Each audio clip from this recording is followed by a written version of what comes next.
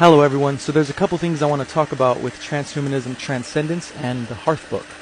Just like this image shows that Earth and Heart are the plane of inertia within your own electromagnetic field, torus field. So the Earth is the plane of inertia, accretion disk, block wall, that separates the top half from the bottom half, or the north force vector from the south force vector.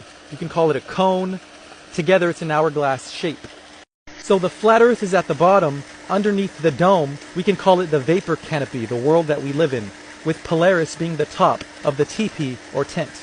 Now, there's a layer that goes around this plane, and then there's another field that goes around this bigger plane. So Giordano Bruno talked about astrology, how it only works on a horizontal plane with many layers, and each layer has its own luminary. So the 7 luminaries, the atmosphere layers, it's a sphere, but it's a torus field. And Earth is the plane of inertia within its own orb of fields. But see, it's not just a dome like this. There's a hyperbola that connects the dome. Remember, it's like this. When something is ascending or descending, it's either coming towards you or away from you, and you are here on the flat Earth. Wherever you are, the sun is either coming towards you or away from you, and that's your ascendant and descendant. You see, the North Pole is Polus Arcticus Hyperborea. And that's the hyperbola, which is an hourglass shape at the center of the world. Hyperbola is the arbol, tree of life.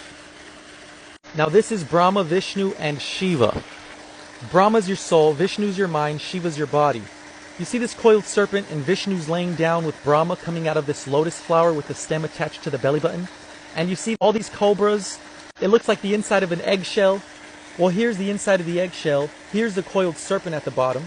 And the belly button that goes all the way up to the top, and that's Polaris, which is the star at the very top of the North Pole. This is a representation of the torus field and the hyperbola, where the hyperbola, it's the energy that sucks inwards, where the torus field is shooting outward, and that's the repelling force on both sides, and this is the attracting force on both sides. It's the hyperbola, which is the arbol. Roots and branches make the hourglass shape. You see, how can we be shooting through space, but we have the same zodiacs, and all the stars are turning counterclockwise around Polaris. So they're turning this way when you look up. Polaris is the North Star. It shifts over time. There'll be a different North Star, but for your lifetime it won't move, and the Big Dipper points to it. So in Egypt you have the earth personified as Geb, the sky or the dome was Nut, and this at the center connecting the earth and the sky was Shu. The Christmas tree has a star at the top, which is Polaris. The ornaments are the orbs. This is Geb. This is Shu, because how do you say tree in Chinese? Shu. Shu, and Nut is at the top.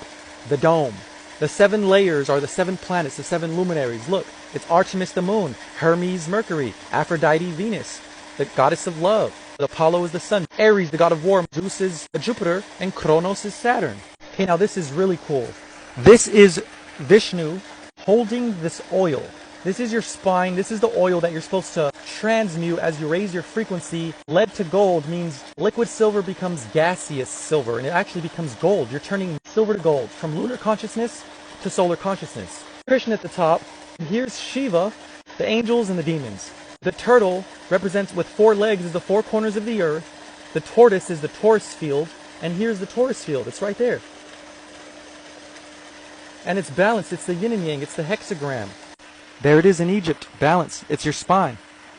Even the Mayans knew this. There's no outer space. Space is just the area between the dome and the earth below. So that would be from your feet to your hips. From your hips to your head, these are the 7 chakras, which are the 7 layers. Simple. As above, so below.